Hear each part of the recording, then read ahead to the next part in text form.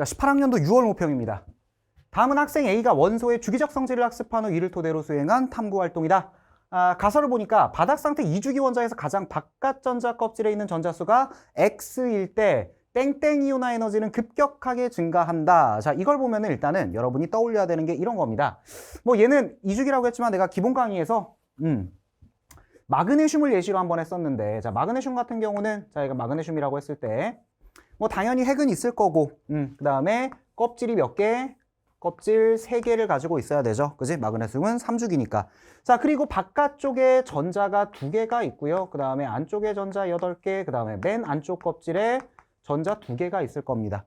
자, 이온화 에너지라는 거는 결국에선 원자 1몰에서 전자 1몰을 떼어낼 때 필요한 에너지죠. 자, 그때 첫 번째 전자를 떼어내는 거, 이거를 제1이온화 에너지라고 하는데, 자, 마그네슘 같은 경우는 이걸 뭐 예를 들어서 한 700 정도다라고 하면은, 자, 두 번째 거 뗄 때는 어떻게 됩니까? 제2이온화 에너지라고 하겠죠. 얘는 증가하게 됩니다.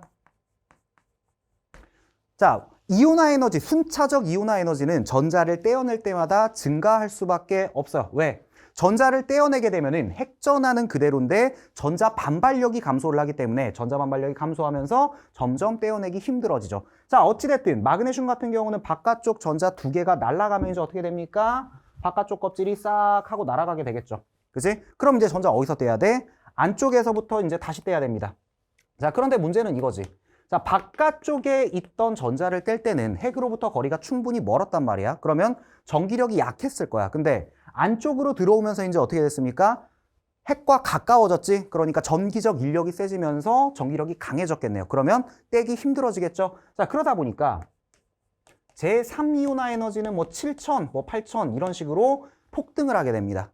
자, 즉 기본 강의 때 내가 그래서 이렇게 얘기를 했어요. 자, N차 이온화 에너지에서 자, N 플러스 1차 이온화 에너지로 갈 때 뭐 대략 한 4, 5배, 뭐 5배라고 합시다.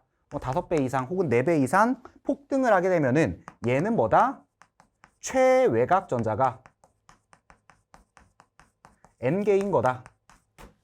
왜? 자, 마그네슘은 최외곽 전자가 2개였잖아. 그치? 2개였는데 2에서 3으로 갈 때, 그치? 2에서 3으로 갈 때 지금 5배 이상 폭등을 하게 되죠. 아, 그럼 얘는 뭐다? 최외곽 전자가 2개짜리구나 라는 걸 이런 식으로 알 수가 있다고 했습니다. 그쵸? 자, 그러면 이미 이걸 읽으면서부터 이걸 토대로 해가지고 자, 바깥쪽에 있는 전자수가 X, 즉 최외곽 전자가 X일 때 몇 차 이온화 에너지? X 플러스 1 이온화 에너지는 급격하게 증가한다. 이렇게 해주시면 되겠네요. 맞죠? 자, 그럼 이제 탐구 활동을 보면은 이주기 원자의 순차적 이온화 에너지를 모두 찾고 다음 리튬의 순차적 이온화 에너지를 가지고 N분의 N 플러스 1차를 구하여 그중 최대값을 갖는 N을 찾는다. 자, 이게 이제 무슨 의미인지를 봐야 되는데, 자, 예를 들어서 자, 마그네슘을 가지고 생각을 하면은 얘 같은 경우는 제1분의 제2 하면 뭐 예를 들어서 2가 나오겠죠. 그지? 그런데 제2분의 제3 하게 되면 5가 나옵니다. 그지? 제3분의 제4 하면 뭐 2, 아니면 뭐 2보다 조금 작은 값, 뭐 이런 식으로 나온단 말이야. 자, 그러면 이거의 최대값을 구하면 결국에서는 어디서 껍질이 날아갔는지를 알 수가 있다라는 거죠. 그치? 그러니까 얘의 최외곽 전자는 몇 개구나 라는 걸 알 수가 있겠지.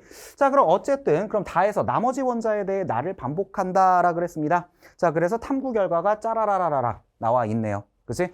리튬은 원자과 전자가 하나니까 당연히 뭐야? 하나 띄고 나서 두 번째 거 뛸 때 폭등을 하게 되겠지. 그러니까 제1분의 제2가 제일 클 것이고, 베릴륨 같은 경우는 어때? 바깥쪽 전자가 2개니까 하나 띄고 2개 띄고 할 때는 뭐 제1분의 제2가 2쯤 나왔다라고 하면은 세 번째 거 뛸 때는 또 폭증을 하게 될 거란 말이야. 그러니까 제2분의 제3이 최대가 나오게 되겠죠. 그죠?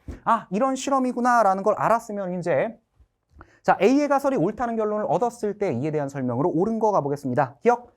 자, 기억은 X 플러스 1이다. 우린 이미 알고 있습니다. 그죠? 그 다음 니은 베릴륨은 제3이온화 에너지가 제2이온화 에너지보다 크다라 그랬는데, 자, 요런 류의 지문이 조금 낚시성으로 나오는 경우도 있는데, 순차적 이온화 에너지는 무조건 제1, 제2, 제3, 제4 갈수록 커질 수밖에 없습니다. 전자 반발력이 줄거나 아니면은 껍질이 날아가거나 이러면서 커지는 요인밖에 없으니까. 그쵸? 그러니까 베릴륨이든 붕소든 탄소든 이건 뭐다? 무조건 커진다라고 보시면 됩니다. 그죠?